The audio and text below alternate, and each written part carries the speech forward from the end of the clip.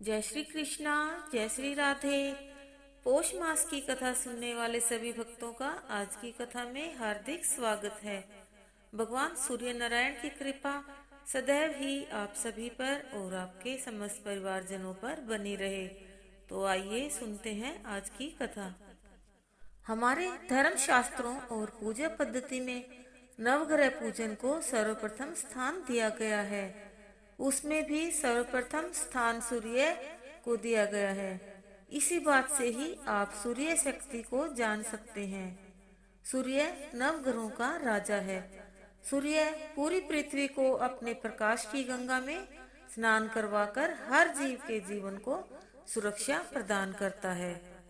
इस बात के प्रमाण पवित्र वेदों, उपनिषदों, पुराणों के साथ पवित्र गीता में भी मिलते हैं।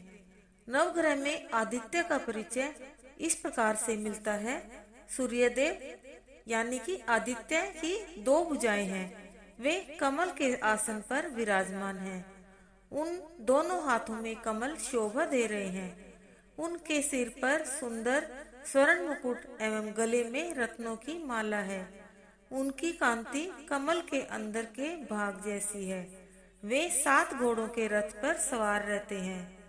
सूर्य देवता का एक और नाम सविता भी है, जिसका अर्थ है सृष्टि का रचयिता। जैसा कि ऋग्वेद के इस श्लोक से पता चलता है, सविता सर्वस्य सीवता, अर्थात आदित्य मंडल के प्रथम देव हैं। मार्कंडेय पुराण में सूर्य को ब्रह्म स्वरूप की उपाधि दी गई है। पंचदेव पूजन में भी ऐसा ही कुछ कहा गया है।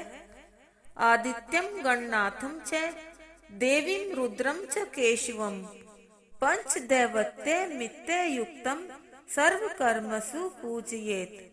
सूर्य, गणेश, दुर्गा, शिव, विष्णु ये पंचदेव कहे गए हैं। इनकी पूजा सभी कार्यों में करनी चाहिए।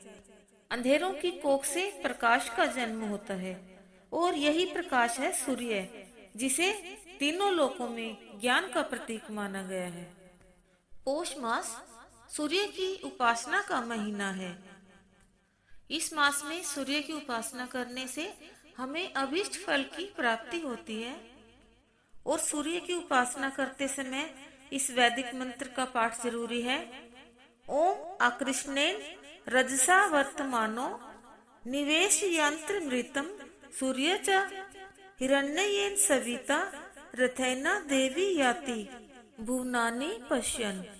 एक दूसरा पौराणिक मंत्र है, जया कुसुम संकाशम काश्यपेयम महादुतिम व मेरी सर्व पापान घ्रिम प्रणवो सिम दिवाकरम। सूर्य का बीज मंत्र है ओम ह्राम ह्रूम ह्रो सह सूर्याय नमः। और सूर्य का सामान्य मंत्र है ओम घृणी सूर्याय नमः। इन दोनों मंत्रों में से किसी भी एक मंत्र के 7000 पाठ प्रातः काल में करने से सूर्य की कृपा से आपके मन को शांति मिलेगी। सूर्य उपासना हो अथवा आदित्य हृदय स्तोत्र पाठ, दोनों का अर्थ एक ही है। सूर्य मंत्र का पाठ कोई भी नर नारी प्रतिदिन सुबह के समय सूर्य प्रतिमा के आगे बैठकर कर सकता है। इसे हम मनोकामना सिद्धि मंत्र भी कह सकते हैं। इस मंत्र के पश्चात यदि कोई 108 मंत्र सूर्य गायत्री पाठ के रूप में करता है तो उसका कल्याण स्वयं आदित्य करते हैं। सूर्य गायत्री मंत्र इस प्रकार है, ओम भास्कराय विद्महे महातेजसे धीमहि तन्नः सूर्य प्रचोदयात्। प्रतिदिन सूर्य को 12 नमस्कार भी करें। सूर्य की पूजा एवं वंदना भी नित्य कर्म में आती है। शास्त्र में इसका बहुत महत्व बतलाया गया है। दूध देने वाली 1 लाख गायों के दान का जो फल होता है, उससे भी बढ़कर फल एक दिन की सूर्य पूजा से होता है। पूजा की तरह सूर्य के नमस्कारों का भी बहुत महत्व है। सूर्य के 12 नामों के द्वारा होने वाले 12 नमस्कारों की बहुत महत्ता है। प्रणामों से साष्टांग प्रणाम का अधिक महत्व है। यह अधिक उपयोगी है। इससे शारीरिक व्यायाम भी हो जाता है भगवान सूर्य के एक नाम का उच्चारण का दंडवत करें, फिर उठकर दूसरा नाम बोलकर दूसरा दंडवत करें। इस तरह 12 साष्टांग प्रणाम हो जाते हैं। इसमें कोई जल्दी न करें, भक्ति भाव से करें। सबसे पहले प्रणाम मुद्रा में सूर्य मंडल में सौंदर्य राशि भगवान नारायण का ध्यान करना चाहिए। भावना से दोनों हाथ भगवान के सुकोमल चरणों का स्पर्श करते हों, ललाट भी उसी सुख स्पर्श में केंद्रित हो और आंखें उनके सौंदर्य पान में मत हों। और बोले ओम मित्राय नमः। उसके बाद हाथों को ऊपर ले जाते हुए ध्यान सूर्य मंडल में ओम रविये नमः ध्यान करें। फिर आगे की तरफ झुकते हुए ओम सूर्याय नमः। दोनों हाथों को जमीन पर लगा दें। दोनों हाथों को जमीन पर रखे हुए दायां पैर का घुटना मोड़ें और बायां पैर पीछे ले जाकर सीधा करें और मंत्र बोले ओम भानवे नमः। इसके बाद दायां पैर भी पीछे ले जाएं और पर्वत बनाएं और मंत्र बोले ओम खगाय नमः। दोनों हाथों को आगे की तरफ रखेंगे। उसके बाद सूर्य देव को साष्टांग प्रणाम करते हुए मंत्र बोलेंगे ओम पूषणे नमः। अब दोनों हाथों के सहारे से उठते हुए गर्दन को ऊपर उठाएंगे, पीछे से पैरों को मिलाकर रखेंगे लेटे लेटे और मंत्र बोलेंगे ओम हिरण्य गर्भाय नमः। अब हाथ और पैरों को जमीन पर लगाए रखेंगे और मध्य भाग को ऊपर उठाएंगे पर्वत के समान और मंत्र बोलेंगे ओम मरीचय नमः। उसके बाद दोनों हाथ जमीन पर ही रहेंगे। बाएं पैर का घुटना मोड़ते हुए दायां पैर पीछे ले जाएंगे और गर्दन को सूरज की तरफ उठाते हुए सामने सूर्य की तरफ देखते हुए मंत्र बोलेंगे ओम आदित्याय नमः। अब फिर से आगे की तरफ झुकते हुए दोनों हाथों को जमीन पर लगाएंगे और मंत्र बोलेंगे ओम सवित्रे नमः। अब फिर से दोनों हाथों को ऊपर उठाएंगे और सूरज की तरफ देखते हुए मंत्र बोलेंगे ओम अर्काय नमः। फिर से दोनों हाथों को प्रणाम मुद्रा में लाते हुए मंत्र बोलेंगे सूर्य की तरफ देखते हुए ओम भास्कराय नमो नमः। इस तरह सूर्य के 12 नामों के द्वारा सूर्य को नमस्कार करें। अगर हम इन मुद्राओं की तरफ नहीं कर सकते तो सूर्य को देखते हुए ही हाथ जोड़कर ये मंत्र बोल सकते हैं।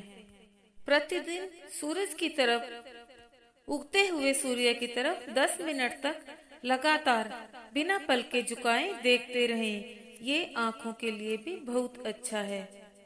इससे हमारी आँखों की रोशनी बढ़ती है। प्रतिदिन सूर्य के इन 12 नामों के द्वारा नमस्कार जरूर करें। जिस तरह कहते हैं कि सूर्य नारायण, सूर्य ही भगवान नारायण का रूप है। इसके बाद सूर्य के सारथी अरुण को अर्घ्य दें। सूर्य अर्घ्य का जल मस्तक और आँखों में लगाएं तथा कुछ चरणामृत मंत्र से पी लें। मंत्र इस प्रकार बोलें अकाल मृत्यु हरणम स्रव व्याधि विनाशनम सूर्य पादोदकम तीर्थम जठरे धारयाम्यहम्। ओम तत्सत् कृतमिदं कर्म ब्राह्मण ब्रह्मणस्तु कर्म ब्रह्मार्पणमस्तु।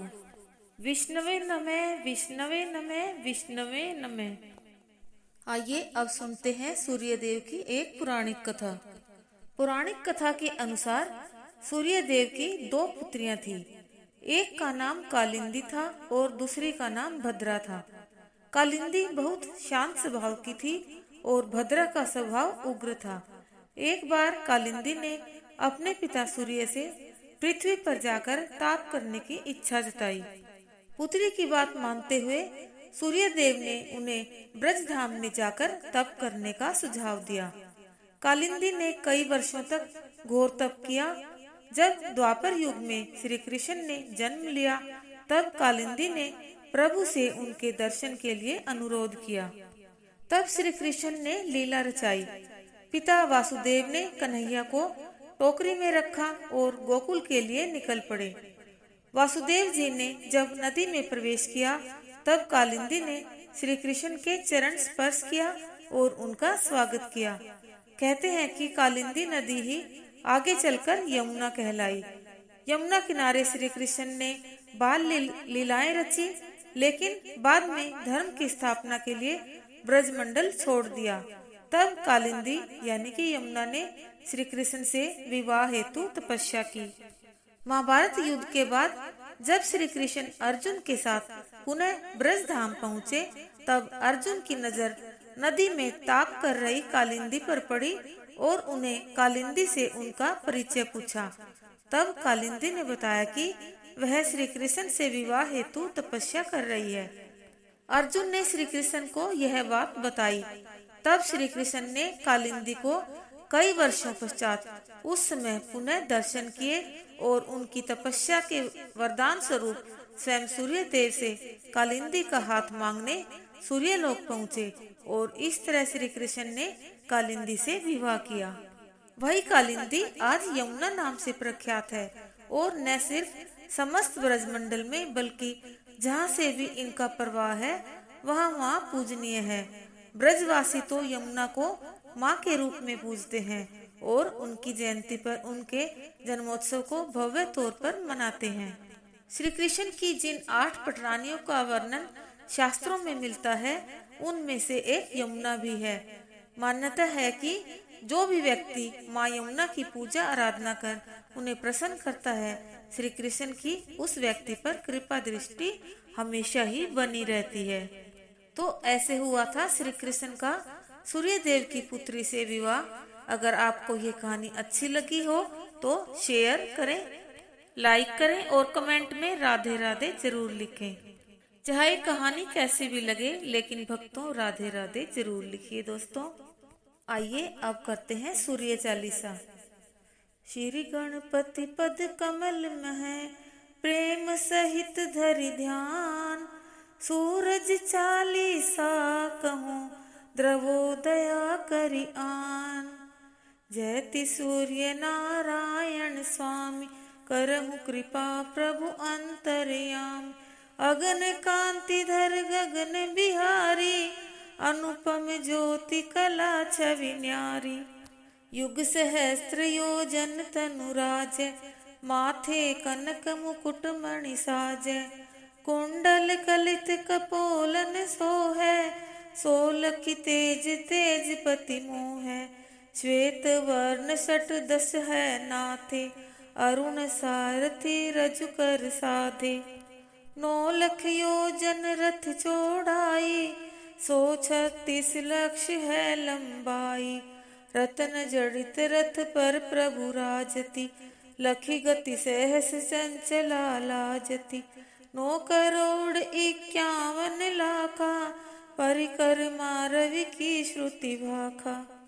अगणित दैत्य नित्य संहारहि, जग भक्तन कर कष्ट निवारहि। उदय होत निश कह तम भाजै, तब शतयुग कर डंका बाजै। कह शिव संश करे न कोई, सत्य वचन मम मृषा न होई। जग हित लागी प्रेम रस बानी, मुनि अस गोरी हृदय हर्षानी। धन्य धन्य सूरज अघनाशी, दीन दयानिधि मंगल राशि। महा अघिन कह तारण वाले, नारद शाप निवारण वाले। सत्राजित के मान रखैया, मणिते स्वर्ण में वर्षैया। प्रात रूप धारे चतुरानन, राजे विष्णु रूप मध्यानन। शंभु रूप धरि साय काला, त्रिभुवन माहि करे प्रतिपाला। वर्ष बीच पुनि 12 जामा, धरि भक्तन कर पूजे ही कामा। षट ऋतु दिन तिथि वर्ष महीना, पलक मुहूर्त तुम्हें अधीना। खग मृग जीव जंतु नर नारी, घन गर्जन नभ वर्षत बारी। वृक्ष लतादिक प्रभु तव जानत, फूलत फरत झरत पुनि जामत, चंद्रादिक नवग्रह नभ तारे, ये सब तुम रही नाथ सहारे। धन्य सूर्य नारायण स्वामी, दिव्य दृष्टि दे अंतर्यामी।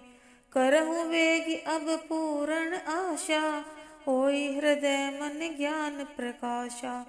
जो यह चरित सूर्य को गावे, सब सुख भोग परम पद पावे। नमत राम सुंदर प्रभु दासा, लग परियाग आश्रम दुर्वासा। रवि चालीसा प्रेम युत, पाठ करे धरि ध्यान। सुख संपत्ति आयु बढ़े, होई सदा कल्याण। आइए अब करते हैं आरती भगवान सूर्य जी की। जय कश्यप नंदन स्वामी, जय अदिति नंदन। त्रिभुवन तिमिर निकंदन, भक्त हृदय वंदन। ओम जय कश्यप नंदन। सप्त अश्वरथ राजित, एक चक्रधारी। स्वामी एक चक्रधारी, दुखहारी सुखकारी, मानस मलहारी। ओम जय कश्यप नंदन। सुर मुनि भूसुर वंदित, विमल विभवशाली। स्वामी विमल विभवशाली, अघ दल दलन दिवाकर, दिव्य किरण माली। ओम जय कश्यप नंदन। सकल सुकर्म प्रसविता, सविता शुभकारी। स्वामी सविता शुभकारी, विश्व विमोचन मोचन, भव भंजन भारी। ओम जय कश्यप नंदन। कमल समूह विकासत, नाशक त्रैतापा। स्वामी नाशक त्रैतापा, सेवत सहज हरत अति, मन सिज संतापा। ओम जय कश्यप नंदन। नेत्र व्याधि हर सुरवर, भूपीड़ा हारी। स्वामी भूपीड़ा हारी, दृष्टि विमोचन संतन, परहित व्रत धारी। ओम जय कश्यप नंदन। सूर्य देव करुणा कर, अब करुणा कीजे। स्वामी अब करुणा कीजे, हर अज्ञान मोह कर, तत्व ज्ञान दीजे। ओम जय कश्यप नंदन। ओम जय कश्यप नंदन।